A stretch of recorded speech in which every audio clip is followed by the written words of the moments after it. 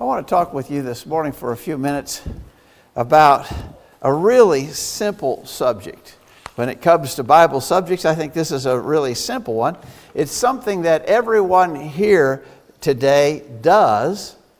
In fact, it's something you are doing right now. I want to talk about assembling. I want to talk about attending or attendance, or as we very simply often say, I want to talk about going to church. We're in church this morning. We're in the assembly. And that's a simple thing, of course, but it is extremely important. And so, for the purposes of our study this morning, let me suggest to you 12 reasons why we should attend every service of the church. I want to really emphasize this. 12 reasons why we should attend every service of the church. We want to talk about that for a few minutes this morning. I want to give you what I think are 12 solid reasons why we should. Let me stop here to thank you for being here on this really picture-perfect Lord's Day morning in Middle Tennessee. We are really blessed with a beautiful day, and we're blessed to be able to come together, to worship freely, to assemble. That's what we're going to talk about, our assembling together. Did anybody, as you were coming this morning, especially as you parked your car and were trying to come into the building, did anybody say, stop, you can't go there? No, we weren't opposed in any way at all. We've been given a great privilege. We're going to talk about that a little later. But we are really blessed to be able to be here. It's not that way everywhere in the world, and it hasn't been that way all through history, but we are in a special, blessed place. And we're glad that you're here to take advantage of that this morning. Thanks for being here. And a special word of welcome to any and all who are visiting with us today. Let's talk about 12 reasons why we should attend every service of the church. Number one, and probably the most basic reason, is a direct command. And so we should be here every time the doors are open because there's a direct command to do so. We need to obey that command. I want you to think with me for a minute about the idea of biblical commands, okay? So this is a different command, completely unrelated. Let me take you to a different kind of command. In 1 Timothy chapter 5, beginning verse 4, it says, if a widow has children or grandchildren, let them first learn to show godliness to their own household and to make some return to their parents, for this is pleasing in the sight of God. But if anyone does not provide for his relatives, and especially for members of his household, he has denied the faith and is worse than an unbeliever. All right, we get this, don't we? This is an easy one. This is a command of God that we should provide for our own, right? So wouldn't we say that it would be terrible if someone didn't do that? It'd be terrible. In fact, unfortunately, there are such people in our society who don't care for their own family members, and it's really a despicable thing, and it's really bad. But we would go further to say, this caring for one's relatives needs to be done all the time, not just hit or miss, just not off or on.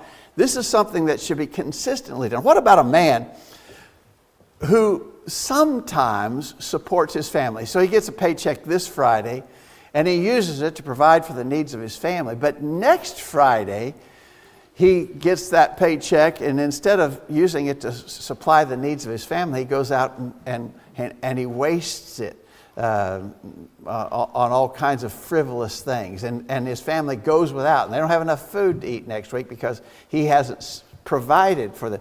What would we say? Sometimes he does, sometimes he doesn't. What would we say about that guy? We'd say that guy is not right. He is not obeying the command to provide for his family. All right. Now, apply that to this well-known command, and it was in the reading that was done for us just a few minutes ago. Alan read this, not forsaking the assembling of ourselves together as the manner of some is, but exhorting one another, and so much the more as you see the day approaching. We're going to see this verse, obviously, several times in our study this morning. But here's the command, right? Not forsaking the assembling of ourselves together. So that's a command, right? So would it be okay? If so, why would it be okay to just do that some of the time? Some of the time we are going to assemble with the saints as commanded, but other times not so much. That doesn't work, does it? If it's a command, it should be observed all the time. Just like the command to provide for your family should be observed all the time, the command to assemble with the saints should also be observed all the time. If not, why not, right? So, again, a direct command. This is a direct command, and we should attend every service because it is a direct command. We need to attend every service. I'm going to have to move pretty quickly. I've got 12 points. I'm going to move pretty quickly through them. We should attend every service to prove our love and show our gratitude for Christ. All of us have had this situation where someone did something very special, a good thing to help us out. Maybe we were in need of something and they stepped forward to provide that need or that help or that assistance. And whenever someone does that, of course, we express our gratitude for that, even especially if someone did something for us at a sacrifice to themselves. Maybe they had to sacrifice some money or something in order to be able to help us. When that help requires a sacrifice, we're even more grateful that someone has done that. In fact, you'd be a pretty low life if you did not show gratitude when people did good things for you. All right, well, think about Jesus.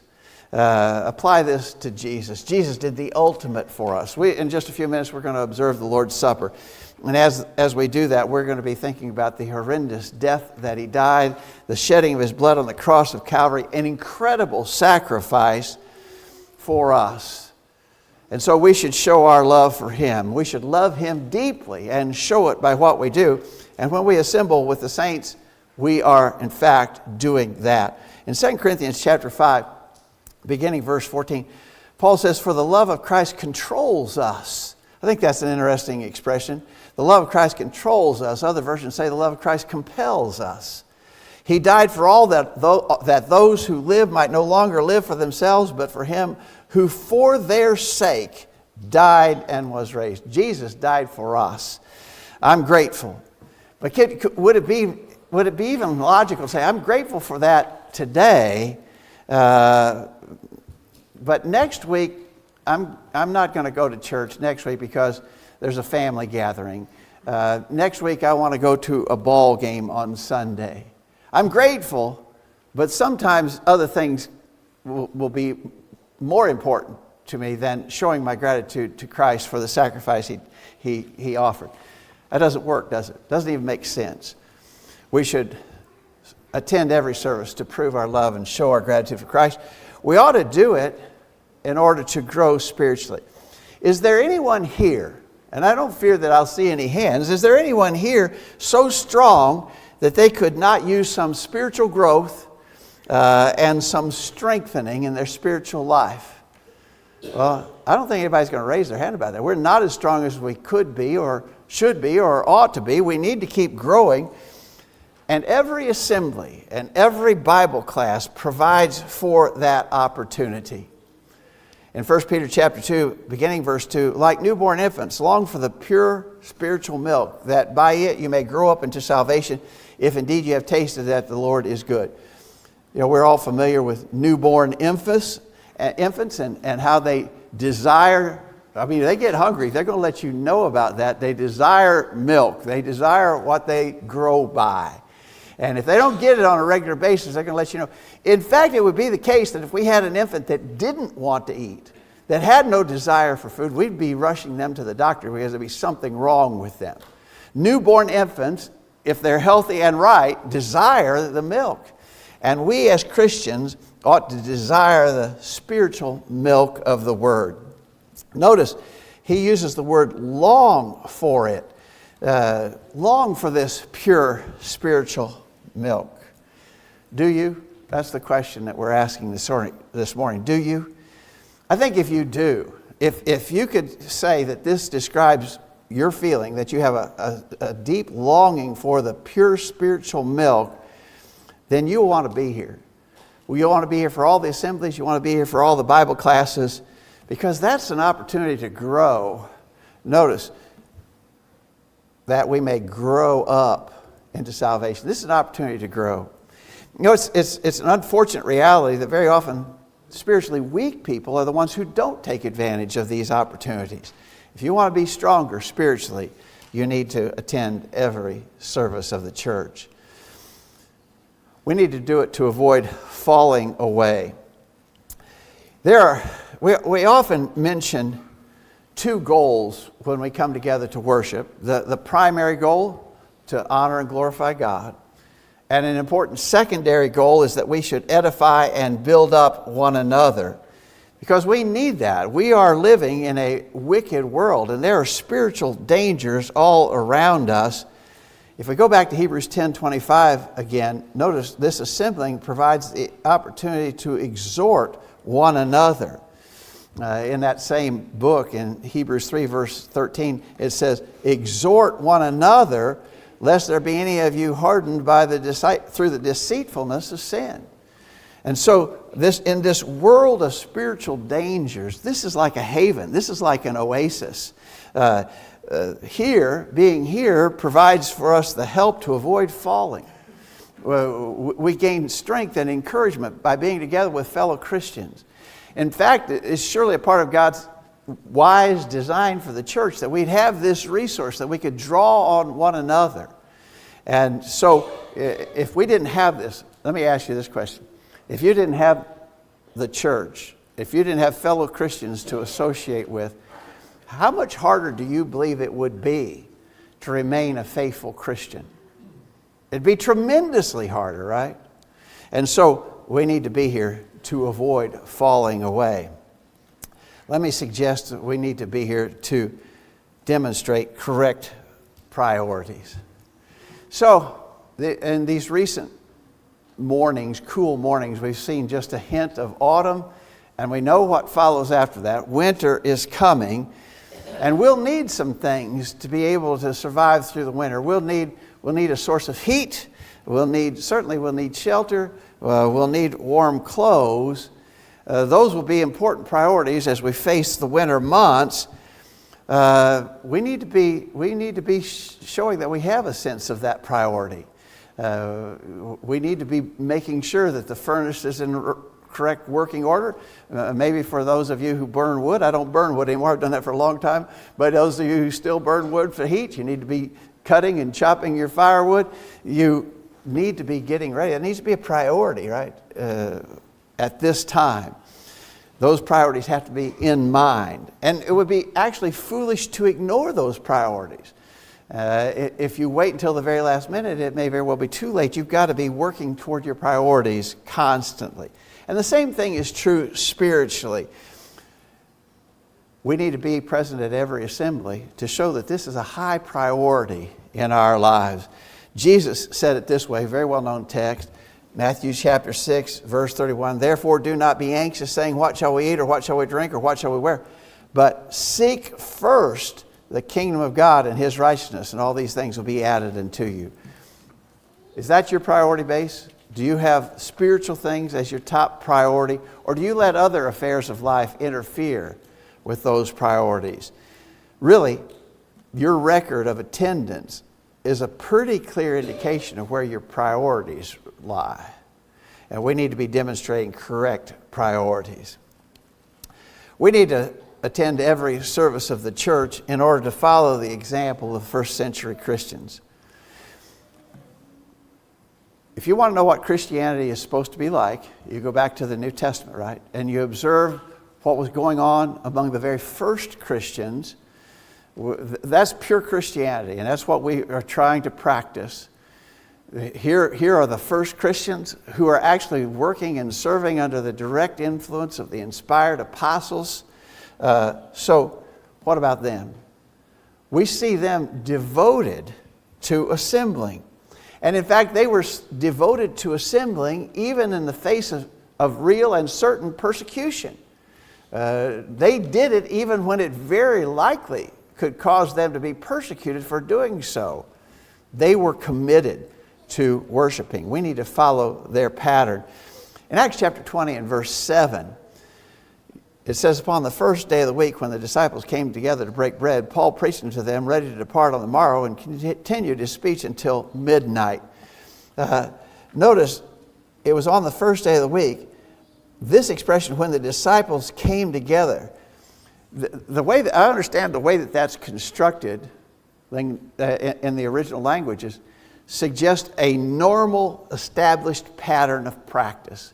And so this wasn't just a special or unique first day of the week. This was the first day of the week. Like every first day of the week, it was their common practice. It was their established pattern. They met. They always came together for meeting. In fact, sometimes they met even more often than that. The very first Christians in Jerusalem it says they continued daily with one accord in the temple, and breaking bread from house to house did eat their meat with gladness and singleness of heart. And so they were meeting together even more often sometimes. And our question to all of us this morning is, are we going to really imitate that pattern of pure New Testament Christianity? Because we know what the example of the first century Christians was. We need to assemble at every service of the church because of love and concern for fellow Christians.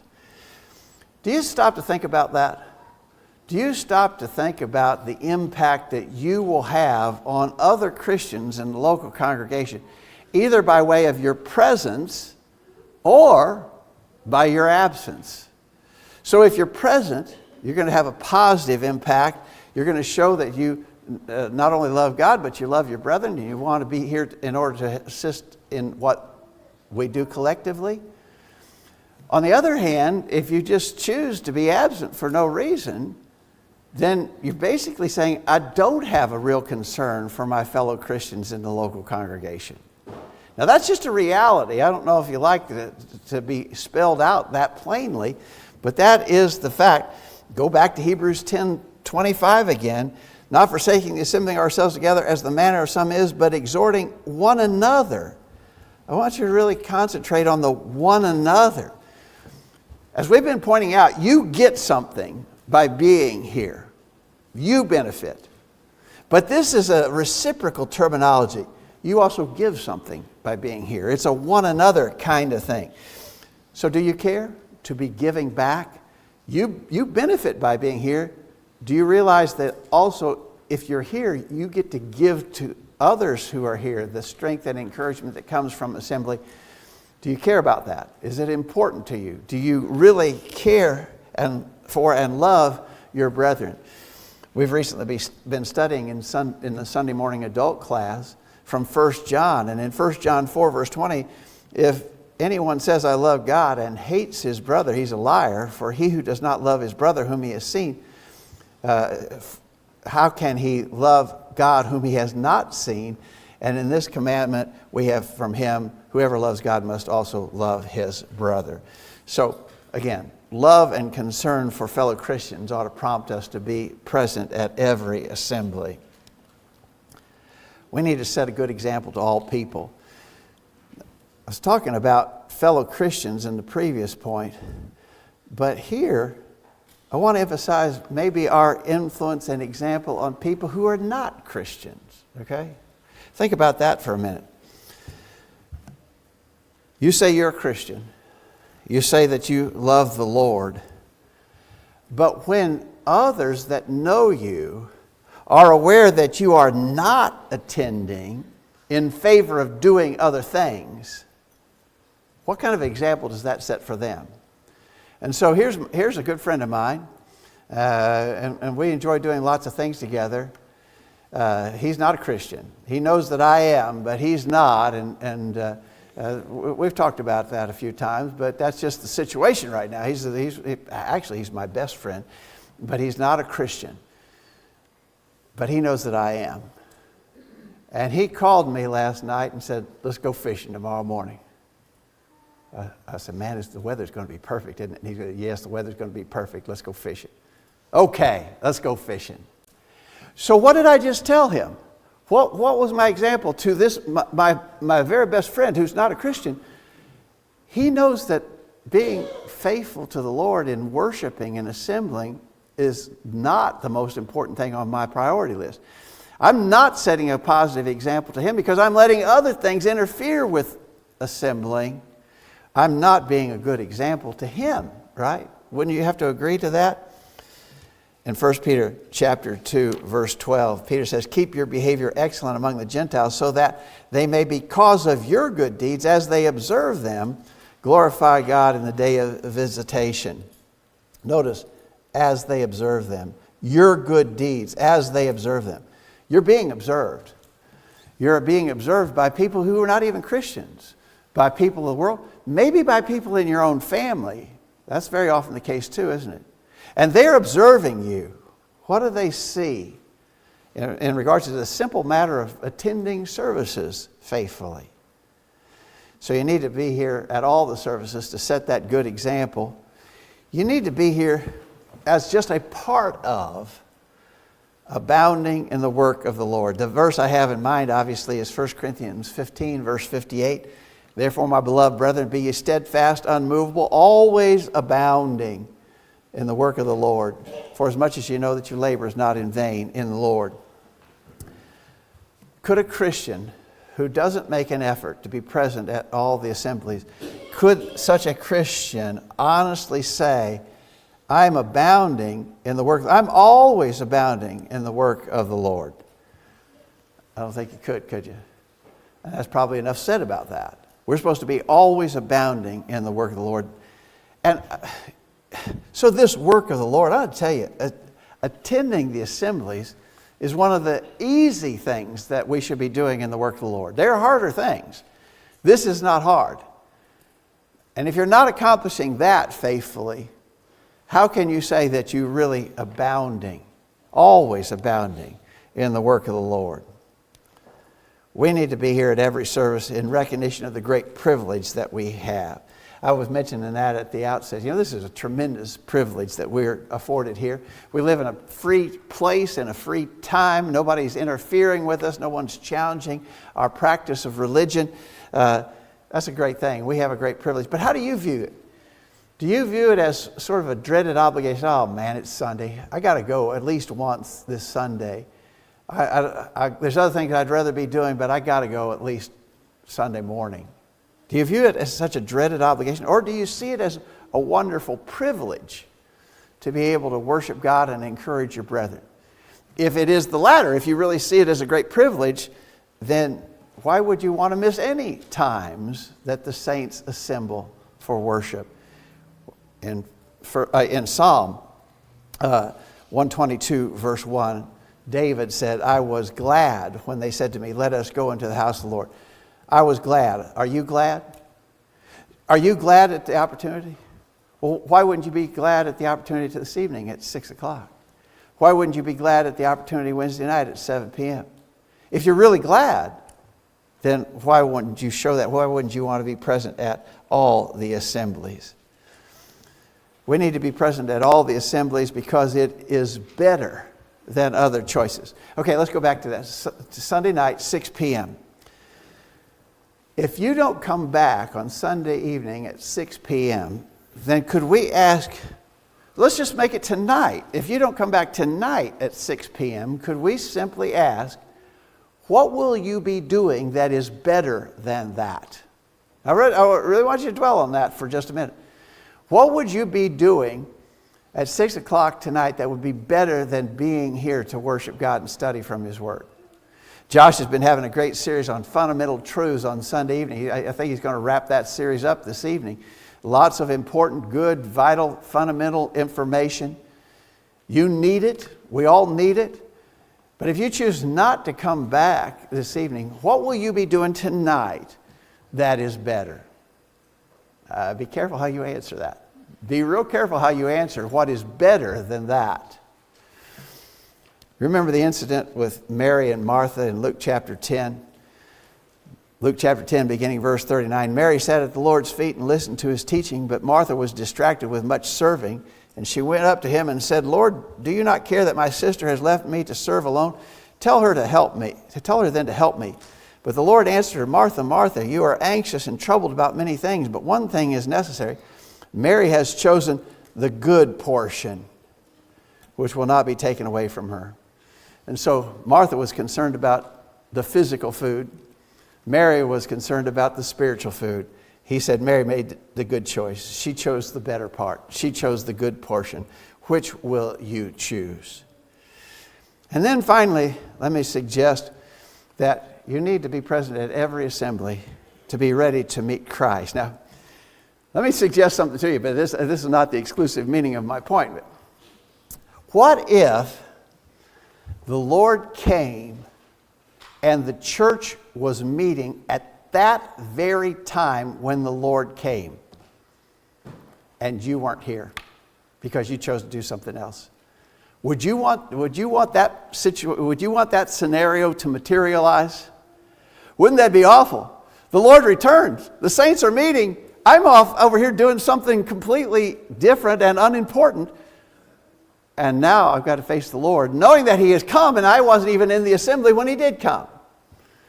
That'd be terrible, wouldn't it? But so there's a literal way in which maybe you could view this, but I want you to view it in the fuller sense of being ready, always being ready. And when we come together in the assembly, it helps us prepare for the coming of the Lord and final judgment. It may not come, it likely wouldn't come when we're assembled, because the amount of time that we assemble together during a given week is not all that much. We talk about an hour of Bible study Sunday morning, an hour of worship Sunday morning, an hour of worship Sunday night, an hour of Bible study Wednesday night, 4 hours a week. Well, there's a lot of hours. The percentage chance that the Lord would come during one of those 4 hours is pretty small, really, right? But we need to be ready all the time. And coming just for those 4 hours is a way to help us be prepared to meet the Lord. Jesus said in Matthew 24, verse 44, "Therefore you also must be ready, for the Son of Man is coming at an hour you do not expect." Be ready. And being here for the assemblies helps us to be ready. Okay, I promised you 12 reasons why we should attend every service of the church. Now I want to engage just one final exercise before we conclude the lesson. There's some here who do not attend every service of the church. All right? You know that. We know that. That's an understood thing. But let me ask you, if you are not one who makes it a goal to be present at every service of the church, which of those 12 reasons is invalid? Would you pick out one and say, I think Greg has stretched a point there. I think that that's just over the mark. He's made a faulty argument on whatever. Let's say number 5 is a faulty argument. I don't buy that. What about the other 11? Well, mark off another. Mark off number 9 just doesn't make any sense to me. I reject the argument that he made at number 9. There's still 10 on the board. Can you argue away all 12 of those reasons? I think all 12 are legitimate reasons, by the way. If you want to discount one or more of them, there's a lot more here that says you need to be present at every assembly of the church. Which one is wrong? Which one of these reasons is wrong? If they are true and right, then the conclusion would be you should attend every service of the church, right? That's just about as simple a lesson as you can possibly get. But I think it's one that we've got to think about and dwell upon. What's your practice concerning attending the assembly? Maybe some soul searching is in order. We appreciate your attention to what we've had to say. We're going to sing a song of invitation. As we sing this song, we'll be asking everybody, make sure your life is right with God. If you need to come back to Him in confession and prayer, we'll be glad to assist you in that. If you need to initially obey the gospel, we'd be glad to assist you. Let us know how we can help while we stand and sing.